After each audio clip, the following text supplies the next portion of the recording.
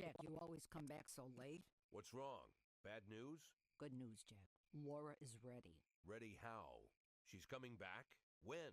Not that fast, Jack. Laura's ready to talk. But if she's ready to talk, she's getting ready to come back.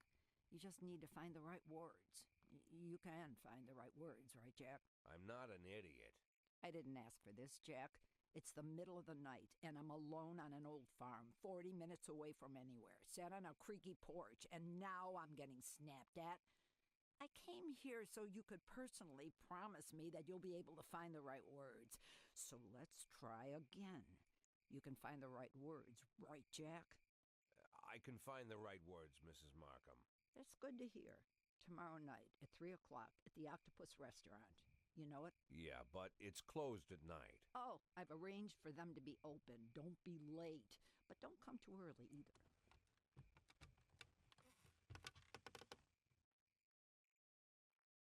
Mrs. Markham? Yeah?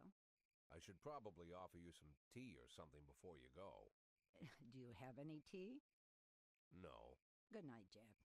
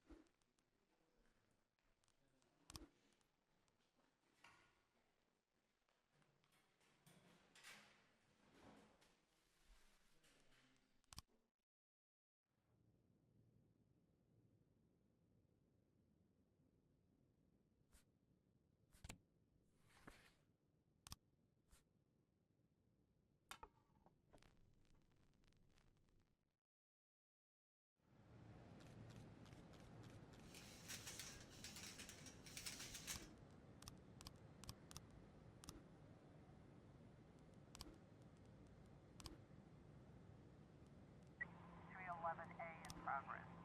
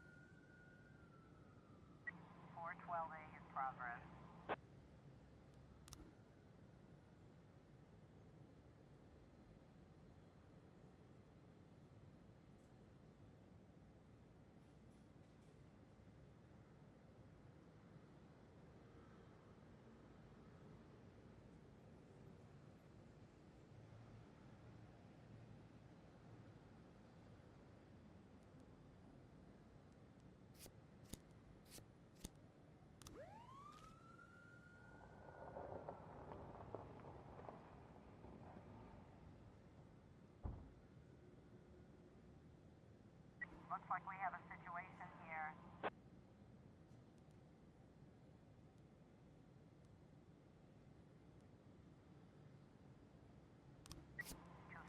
Complete.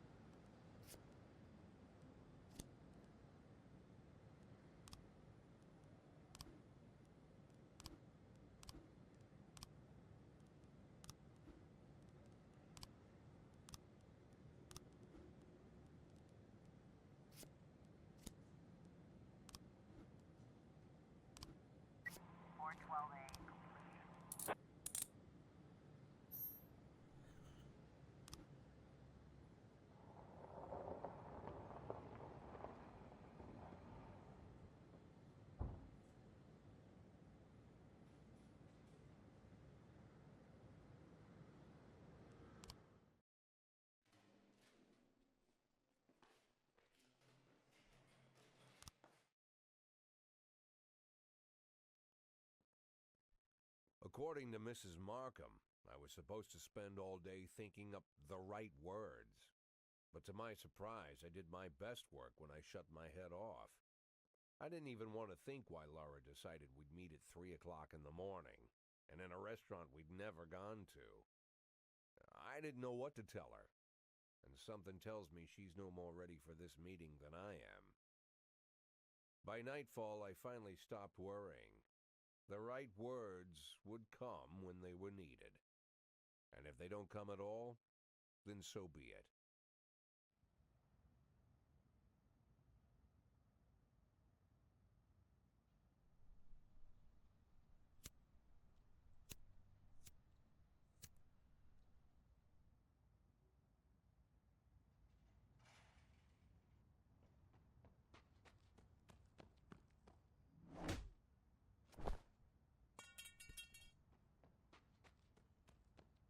I've heard said, when you're knocked out by a single blow, you don't have time to feel any pain. Well, that's a lie. It's painful as hell. Every day I spent in that coma, the pain was unbearable.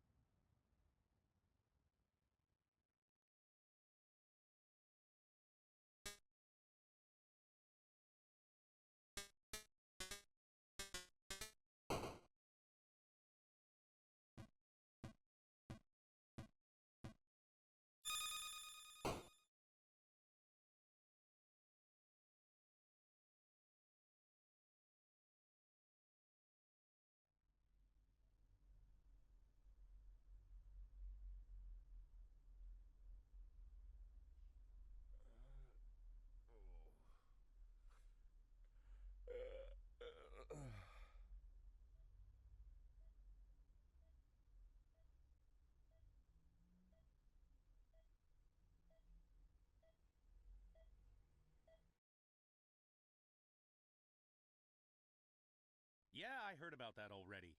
But what if they decide to spill it to the papers? We need to start thinking now about covering our asses. I know people who can deal with this, but they'll need at least a week. Plus, if we want to... Lieutenant Stat, I'm sorry to interrupt you, but I have Jack Boyd on the line. Who? Jack Boyd, sir. He's calling from the hospital. Gibson, I'll call you back. Don't do anything without my team. Jack, well, wow. I didn't know you were awake. Doctor said you could be in that coma for months, even years. How are you feeling? Tell me who's in control, Martin. I don't think I follow you. For God's sake, Martin, tell me it's you running the department and not some stooge from the mayor's office. Yes, Jack. I am performing the duties of the police chief, but the new man's coming on Saturday, Kevin Paulson. Kevin Paulson? Yes, it's the guy from I know who Kevin Paulson is. Now listen carefully, Martin. I'm coming back to work. I'm Freiburg's police chief, and it's going to stay that way for another 4 months. Now you get on the phone and do whatever needs to be done. You run into any problems, threaten them with the media, court, or blackmail. But I don't think they'll give you any trouble. The mayor knows it's easier to just wait until the winter than deal with a scandal.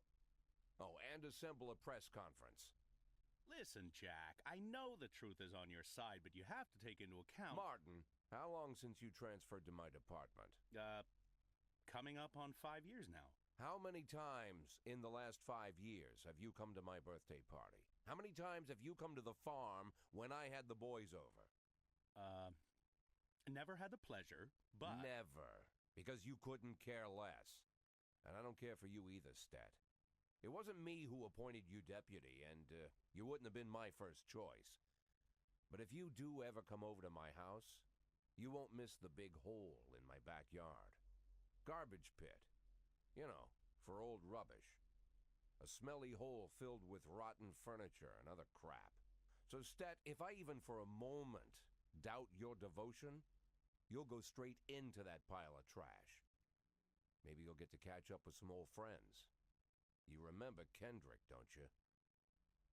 I'll schedule the press conference for tomorrow, all right, Jack? The day after tomorrow. Tomorrow I'm going shopping.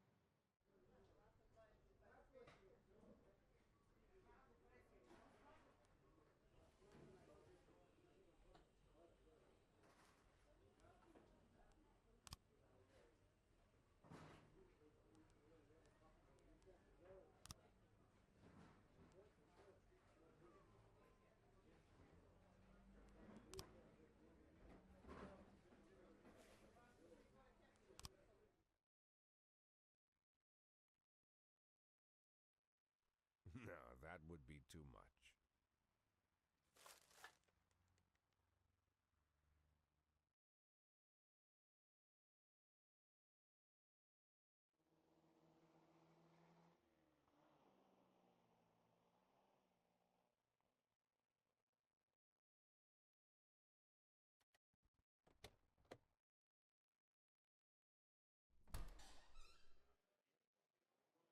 Wow, Jack, what's with the outfit? You planning on... The pit in the backyard, Martin. Always remember about the pit in the backyard. Don't talk to anyone before the press conference starts. I'll try to get you on stage quickly. Kevin Paulson is here. He wanted to... Jack! I hardly recognize you. That's quite an image for a man like you. An old dog with a new trick, right? We should see each other more often. How long has it been? Last time I saw you, I fired you, Kevin. Ha! You mean the day I resigned in protest over the corruption and lawlessness at your police department, right? Yeah, repeat that shit often enough, someday you might start believing it. You know, Jack, I'm glad that everything turned out so well. Unlike you, I've made good use of the past 7 years. My new construction company keeps getting jobs from the city, and we're doing really well. I have a new house, new hobbies, even a new wife. Maybe you've met her, Shelley Rogers. Oh, Shelley Rogers. So you really are in bed with the mayor. It's a dream come true.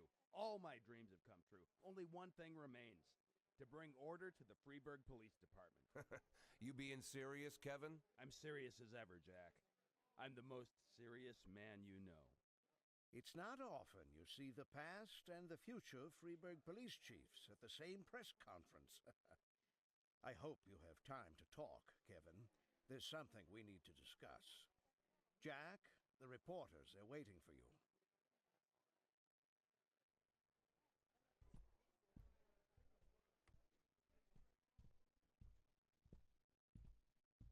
My retirement plan somehow just got turned into a circus. Fortunately, I'm pretty good at swallowing swords and jumping through burning hoops. They all seem to like it.